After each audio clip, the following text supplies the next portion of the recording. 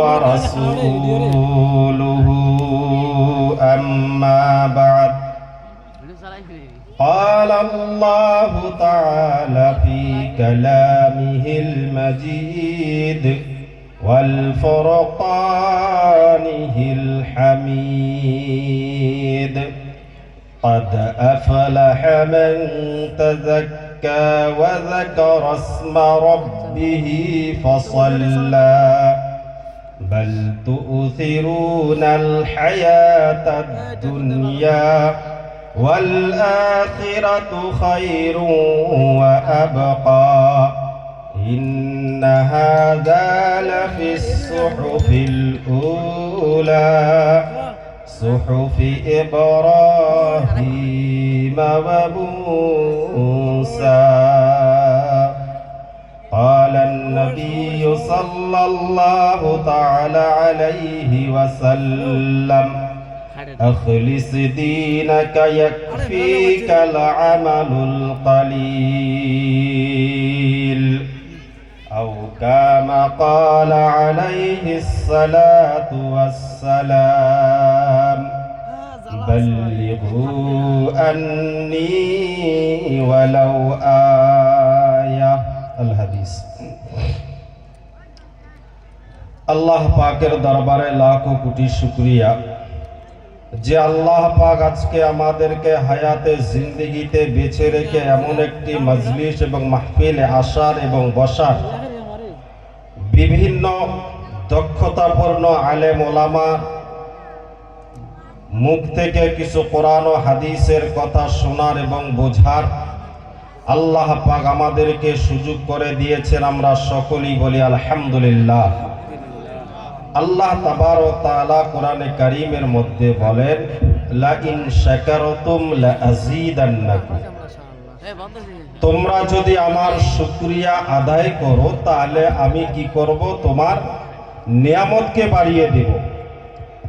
বন্ধু আমার একটা কথা শুনেন, আল্লাহ পাক যা কিছু সৃষ্টি করেছেন সবচাইতে দামি যে নিয়ামত আল্লাহ পাক আমাদেরকে দিয়েছেন, সবচাইতে দামি নিয়ামত হলো মানুষের হায়াত।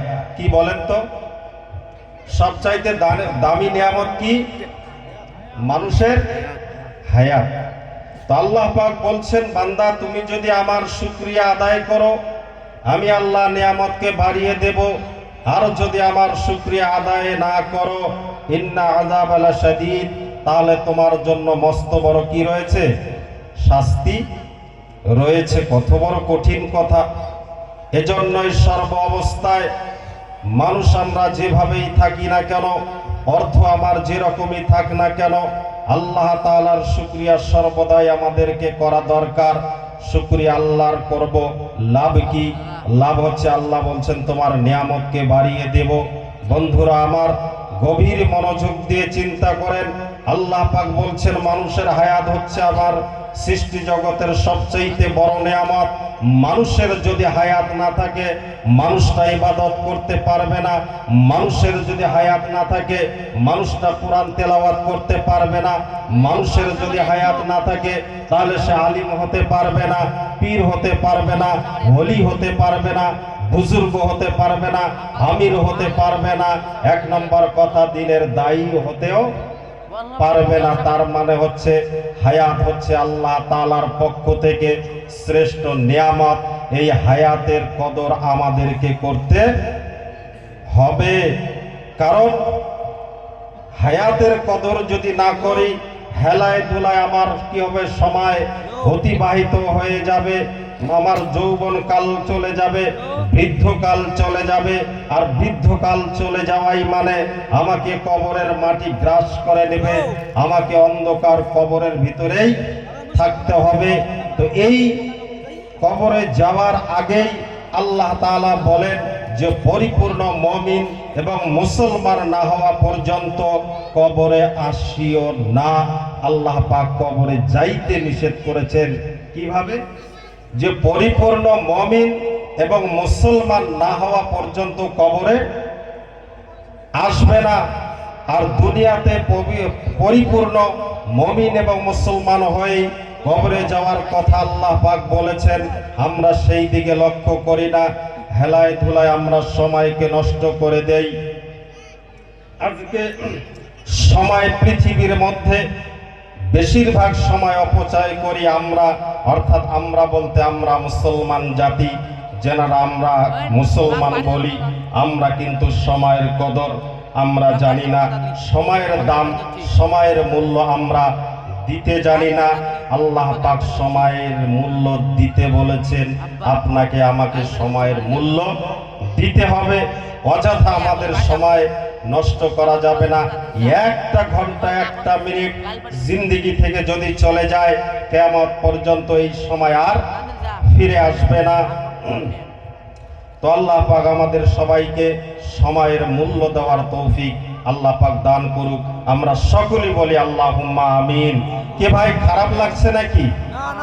আমি সুর দিতেও পারি না, আর সুর দিয়ে বক্তব্য আমি কোনোদিন করিও নাই, আর প্র্যাকটিক্যাল ভাবে বক্তব্য করার অভ্যাস আমার নেই। ইমামতি করি মসজিদের মেম্বারে দাঁড়িয়ে কোরআন এবং হাদিস থেকে দুই চারটা কথা বলি, এই হচ্ছে আমার প্র্যাকটিক্যাল। আমি এইভাবে মাইকে বসে কোনোদিন হয়তো দুই এক জায়গায় বলেছি বা ছোট ছোট পরিবেশে বলেছি, এই রকম প্যান্ডেল, এই রকম সিস্টেম, এই রকম জলসার মধ্যে আমি বলি নাই। এটাই আমার জীবনের আজকে প্রথম, হয়তো আর জীবনে নাও হতে পারে, কারণ হায়াত থাকলেই তো হবে, আর হায়াত যদি না থাকে তাহলে হবে না। এবার শোনেন, আমি যে কোরআনের আয়াতটা তেলাওয়াত করলাম সেটা শুনেন। আল্লাহ পাক বলেন যে কাদ আফলাহা মান তাযাক্কা ওয়া যাকারা ইসমা রাব্বিহি ফাসাল্লা। দুনিয়াতে কাদ আফলাহা মান তাযাক্কা, ওই ব্যক্তিরাই সফল। फला उसने पाई कामयाबी उसने हासिल की जिसने दिल की पाकिजगी इख्तियार किया। সফলতা লাভ করলো ওই ব্যক্তি, সফল হলো ওই ব্যক্তি যে ব্যক্তি তার অন্তরের পবিত্রতা অর্জন করলো। কি করলো? একটু কথা বলেন সবাই, একটু আস্তে কথা বলেন। সফলতা কোন ব্যক্তি পেল? সফলতা ওই ব্যক্তি পেল যে ব্যক্তি তার অন্তরের পবিত্রতা লাভ করলো, যে তার অন্তরের পবিত্রতা লাভ করলো। এবার অন্তরের পবিত্রতা দুই ভাগে বিভক্ত। কয় ভাগে? দুই ভাগে বিভক্ত। আল্লাহ বলেন সফলতা ওই ব্যক্তি পেল, ওই ব্যক্তি দুনিয়া এবং আখিরাতের মধ্যে কামিয়াবি লাভ করলো, সফলতা অর্জন করলো, যে তার নিজের অন্তরের পবিত্রতা লাভ করলো। হযরত আলী কাররামাল্লাহু ওয়াজহুর একটা বর্ণনা শুনেন। তিনি বলেন, মান আরাফা নাফসাহু ফাকাদ আরাফা রাব্বাহু। যে তার অন্তরকে চিনল সে তার রবকে চিনল। বলেন সুবহানাল্লাহ। সুবহানাল্লাহ। যে তার অন্তরকে চিনল, যে তার নফসকে চিনল, সে তার রবকে চিনল। মান আরাফা নাফসাহু ফাকাদ আরাফা রাব্বাহু। যিনি অন্তরকে পরিশুদ্ধ করল, অন্তরকে চেনার উদ্দেশ্য হলো অন্তরকে পবিত্র করা, পরিশুদ্ধ করা, এটাই হচ্ছে নফসকে চেনা। যে তার নফসকে চিনল সে তার রবকে চিনল। কাকে চিনল? রবকে চিনল। আল্লাহ বলেন যে কাদ আফলাহা মান তাযাক্কা ওয়া যাকারা ইসমা রাব্বিহি ফাসাল্লা। যে তার অন্তরের পবিত্রতা আদায় অর্জন করলো সে সফলতা লাভ করলো। সফলতা অন্তরের পবিত্রতা দুই ভাগে বিভক্ত। একটা হচ্ছে অন্তরের সঙ্গে, আর একটা হচ্ছে বাইরে। একটা হচ্ছে আভ্যন্তরিক, আর একটা হচ্ছে বাহ্যিক। বাহ্যিকটা কি এবার শোনেন। অন্তরের পবিত্রতা হলো যে আল্লাহ এবং রসুল, কোরআন ও হাদিসের প্রতি কি রাখা? ঈমান রাখা। ঈমান রাখা। ঈমান রাখা কিভাবে? ঈমান আবার তিন ভাগে এখানে বিভক্ত আছে। এক নম্বরই হলো যে তাসদীক বিল কলব, অন্তরে বিশ্বাস করতে হবে। কি করতে হবে? অন্তরে বিশ্বাস করতে হবে। ওয়া ইকরার বিল লিসান, আর মুখ দিয়ে তার স্বীকৃতি দিতে হবে। আর একটা হচ্ছে আমল বিল আরকান, অর্থাৎ বাইরে জাহিরি ভাবে তা কি করতে হবে? প্র্যাকটিক্যাল করতে হবে, তা আমল করতে হবে। এই হলো অন্তরের পবিত্রতা। অর্থাৎ এক নম্বরে মানুষটাকে কি করে নিয়ে আসতে হবে? ঈমান নিয়ে আসতে হবে। আল্লাহর নবী সাল্লাল্লাহু আলাইহি সাল্লাম তেনার উপর যখন নবুয়তি দেওয়া হলো, তেনাকে দাওয়াতের কাজ দেওয়া হয়েছে। এটা কিন্তু দাওয়াতি কাজ। কি কাজ? দাওয়াতি কাজ। আমরা কোরআন এবং হাদিসের কথা একে অপরকে শোনাচ্ছি। আল্লাহর নবী বলেন, বাল্লিগু আন্নি ওয়ালাউ আয়া, তোমার কাছে যদি একটা আয়াতও থাকে তা তুমি অন্যের কাছে কি করে দাও? পৌঁছে দাও। এবার কোরআন কি বলে শোনেন।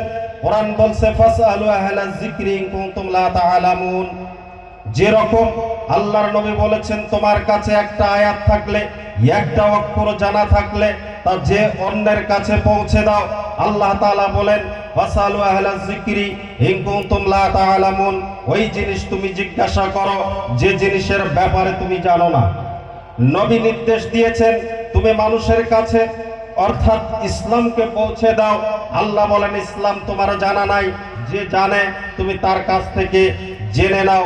ফাসআলু আহলা যিকির, আহলা যিকিরের শব্দ এবং যিকিরের অর্থ হলো যারা আহলে ইলম, যারা ইসলাম বোঝে, কোরআন হাদিসের ব্যাপারে যাদের অভিজ্ঞতা আছে, জানা আছে, তাদের কাছ থেকে আমাদেরকে ইসলাম জানতে হবে। অন্যথায় কোথাও থেকে আমাদের ইসলাম জানা যাবে না। তাহলে কি হবে? ভুল হবে। যেহেতু আল্লাহ পাক বলেছেন যে জানে তার কাছ থেকে জেনে নাও। আর যদি তোমার কাছে একটা শব্দ জানা থাকে তা তুমি অন্যের কাছে পৌঁছে দাও। আমাদেরকে এই দাওয়াতি কাজের জন্যই দুনিয়াতে প্রেরণ করা হয়েছে। আল্লাহর নবীকে জিজ্ঞাসা করা হলো, ইয়া রাসূলুল্লাহ, আপনাকে পাঠানোর উদ্দেশ্য কি? আল্লাহর নবী বলেন, আমাকে দাওয়াতের জন্যই পাঠানো হয়েছে। কোরআনে কারীমের সূরা মায়েদার 15 নম্বর আয়াতে আল্লাহ পাক বলেন, ইয়া আইয়ুহার রাসূল বাল্লিগ মা উনজিলা ইলাইকা মির রাব্বিক। হে রাসূল, আপনাকে তাবলীগ করার জন্যই পৃথিবীতে পাঠানো হয়েছে। কেন পাঠানো হয়েছে? আল্লাহ বলেন, আমি আপনাকে একটা কোরআন দিলাম, এই কোরআন দিয়ে আপনি মানুষকে ডাকেন, আল্লাহর দিকে ডাকবেন, মানুষের হেদায়েত হবে এই দিয়েই।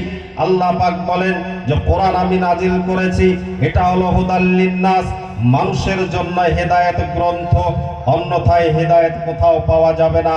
হেদায়েত কোরআন এবং রসুলের ডাকার পদ্ধতির মধ্যেই হেদায়েত পাওয়া যাবে। আল্লাহর কথা এবং রসুলের কথার মাধ্যমেই হেদায়েত পাওয়া যাবে। অন্যথায় কোনো গল্প দিয়ে হেদায়েত পাওয়া কিয়ামত পর্যন্ত সম্ভব নয়। তো বন্ধু আমার, আমরা কোরআন হাদিসের কথা শুনব, নিজের জিন্দেগিতে আমল করার চেষ্টা করব, অন্যকে আমল করার কথা বলবো, নিজেই সংশোধন হব, অন্যকে সংশোধনের কথা বলবো। আল্লাহ পাক যাতে আমাদের সকলকে, উভয়কে যাতে কোরআন হাদিসের দিন ইসলাম নিয়ে আমাদেরকে চলার তৌফিক আল্লাহ পাক আমাদের সকলকে জানি আল্লাহ পাক দান করে। আমরা সকলেই বলি আল্লাহুম্মা আমিন। আমি যে কথাটা বললাম যে 1 নম্বর হলো অন্তরের পবিত্রতা আদায় করতে হবে ঈমান দিয়ে। ঈমান কিভাবে হবে? অন্তর দিয়ে বিশ্বাস করতে হবে, জবান দিয়ে স্বীকৃতি দিতে হবে, আর আমার অঙ্গ প্রত্যঙ্গ দিয়ে তা আমল করতে হবে। এই হলো ঈমান। আর হচ্ছে এই হলো এক ধরনের পবিত্রতা। আরেক ধরনের পবিত্রতা দেখেন, যা শরীয়তের ইসলামের বিধিবিধান আমাকে মানতে হবে। এই হলো আরেক পবিত্রতা। আরেক পবিত্রতা কি? তা আমাকে সবসময় হালাল পন্থা অবলম্বন করতে হবে। কোনো হারাম পন্থা অবলম্বন যদি আমি করি তাহলে আমার অন্তরের পবিত্রতা হলো না, আমার ঈমানের পূর্ণতা লাভ হলো না। পূর্ণতা লাভ হলো না, বাকি থেকে গেল, পূর্ণতা কিন্তু লাভ হলো না। যে জায়গায় হারাম এবং হালালের কথা বলা আছে, বাহ্যিক দিক থেকে আমাকে পবিত্র থাকতে হবে। আমার শরীর নাপাক হলে যে শরীয়তের বিধান আছে এই দিক থেকে আমাকে মেনে আমার শরীরকে পবিত্র করতে হবে। অন্তরের পবিত্রতা আমি আগে আদায় করব, শারীরিক পবিত্রতা আদায় করব। আরেকটা শারীরিক পবিত্রতা আদায়ের সবচাইতে মূল হলো আমার যে পরনে কাপড় আছে তা হালাল না হারাম। আমার অন্তরে, আমার শরীরে যে কাপড় আছে সেটা হালাল না হারাম। আমি রাত দিন 24 ঘন্টা যে খাদ্য ভক্ষণ করি এই খাদ্যগুলি আমার হালাল পন্থায় উপার্জন না হারাম পন্থায় উপার্জন, আমাকে এই বিবেচনা করতে হবে। যদি হালাল হয় আমার বাহ্যিক থেকে অন্তরের পবিত্রতা আদায় হলো, আর যদি হারাম হয় আমার অন্তরের পবিত্রতা আদায় হলো না। এজন্যই বন্ধুগণ আমার, আমরা খুব সতর্ক থাকব, কারণ দুনিয়ায় আমরা কেউ চিরকাল থাকতে আসি নাই। আজকে আছি, কালকে নাই, এখন আছি, পরে নাই। হয়তো নিঃশ্বাস কখন চলে যাবে কোনো গ্যারান্টি নাই। এই জন্য সব সময় নিজের রুজি রোজগারের দিকেই আমরা ধ্যান দিব, কারণ যেহেতু পৃথিবীটা সমস্যাই হচ্ছে মানুষের রুজি রোজগারে, সমস্যাই হচ্ছে মানুষের অট্টালিকাতেই, এই রুজি রোজগার দিয়েই নানা ফিতনা তৈরি হয়। কারণ আমার বিশাল অট্টালিকা ছেড়ে যেতে হবে, আমার পরবর্তী জেনারেশন যারা আসবে তারা খাবে, হয়তো আমি ভক্ষণ করব, তারাও ভক্ষণ করবে। এই যে একটা লোভের দুনিয়ায় আমরা পড়ে আছি, এই দুনিয়ায় যেভাবে এই লোভ লালসা নিয়ে যদি চলতে থাকি আর হারাম যদি আমরা খেতে থাকি, বন্ধুগণ আমার, সারা জীবন ইবাদত করলেও কবুল হবে না। আল্লাহ পাক বলেন, কাদ আফলাহা মান তাযাক্কা ওয়া যাকারা ইসমা রাব্বিহি ফাসাল্লা।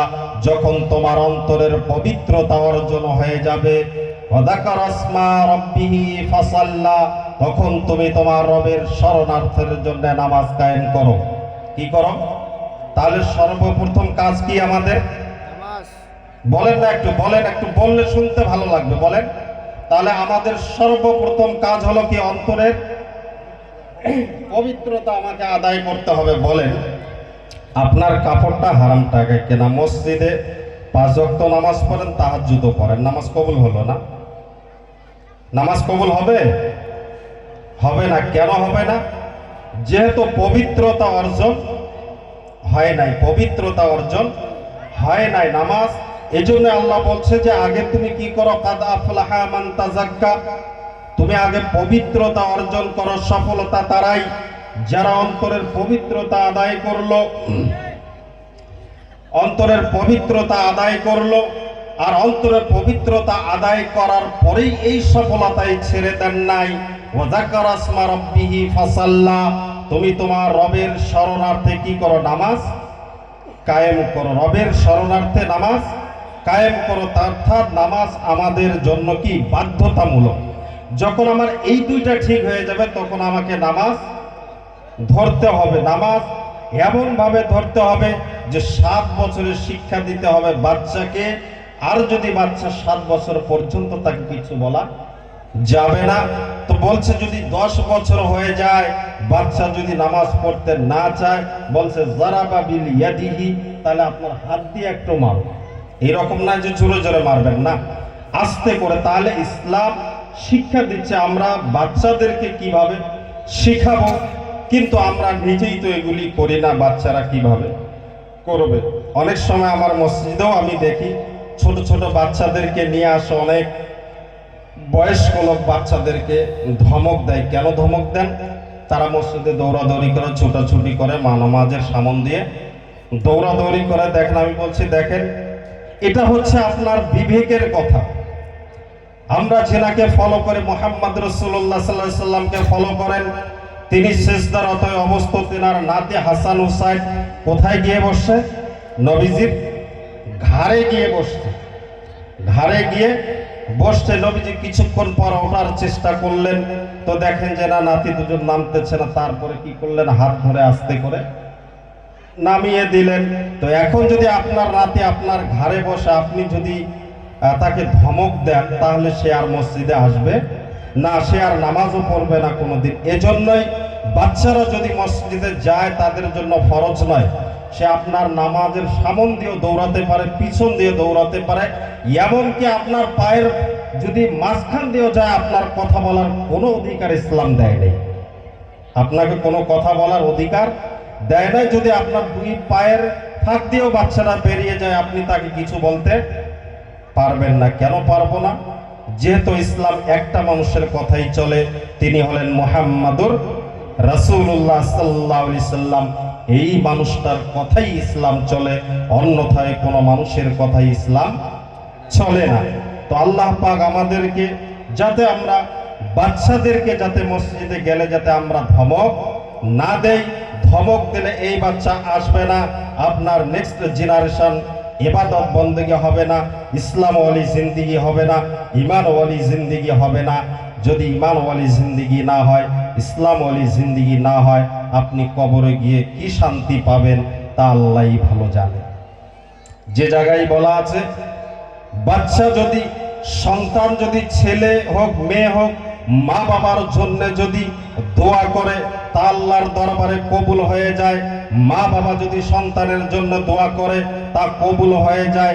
আল্লাহর নবী সাল্লাল্লাহু আলাইহি সাল্লাম তিনি বলেছেন এই কথা যদি আমরা বাদ দেই তাহলে তো চলবে না। সন্তান দোয়া করলে কবুল, মা বাবা দোয়া করলে কবুল। আর সন্তান যদি মা বাবার জন্য, মৃত মা বাবার জন্য যদি সাদকা দেয় তাহলে আল্লাহর নবী সাল্লাল্লাহু আলাইহি সাল্লাম বলেন যে ওই ব্যক্তির মা বাবার কবরে আযাব কি একইবারই মিটিয়ে দেওয়া হয়, একইবারই মিটিয়ে দেওয়া হয়। আল্লাহর নবী সাল্লাল্লাহু আলাইহি সাল্লাম কে সাহাবায়ে কেরাম জিজ্ঞাসা করলেন, ইয়া রাসূলুল্লাহ, তারা যদি গুনাহ করে, দুনিয়া থেকে গুনাহ করে চলে গেছে, আল্লাহর নবী সাল্লাল্লাহু আলাইহি সাল্লাম বলেন এই ধরনের প্রশ্নের কোনো সুযোগ নাই। অর্থাৎ আল্লাহ বলেছে যে মাফ করে দেওয়া হবে, তার কবরে আযাব মিটিয়ে দেওয়া হবে। তুমি সাহাবী এখানে বাড়তি কথা কেন জিজ্ঞাসা করো? তার মানে আল্লাহ তাআলা বান্দাকে মাফ করার জন্য বাহানা খোঁজে। কি খোঁজে? বাহানা খোঁজে। বান্দা যদি ভুল করে আর আল্লাহর কাছে যদি তওবা করে, তওবা করতে দেরি, আল্লাহ পাক মাফ করতে দেরি করেন না। আমরা সবাই বলি সুবহানাল্লাহ। আল্লাহ পাক এত দয়ালু, তিনি এত দয়াবান, আমাদেরকে পৃথিবীতে আল্লাহ পাক পাঠিয়েছেন দয়া করে, মায়া করে। তো যিনি আমাদেরকে এত দয়া করেন, আমরা যদি তেনার হুকুমের নাফরমানি করি তাহলে বলেন তেনার মন কত খারাপ হবে আর তিনি কত খারাপ পাবেন। আল্লাহ পাক আমাদের সকলকে দ্বীন এবং ইসলামের প্রতি চলার তৌফিক দান করুক। আর আমি যেহেতু বলার অভ্যাস নাই, আপনাদের এখানে এসে কিছু কথা কোরআন হাদিস থেকে বললাম। জানি না কতটুকু সঠিক বলেছি, যদি ভুল বলে থাকি আপনারা ভুলটি ছেড়ে দিবেন। আর সঠিক কথা বলার, আমল করার যাতে আল্লাহ পাক আমাদেরকে, আমাকে, আপনাকে সকলকে জানে তৌফিক দান করে। আমাদের সকলের ভুল ভ্রান্তিগুলি যাতে আল্লাহ পাক ক্ষমা করে দেন।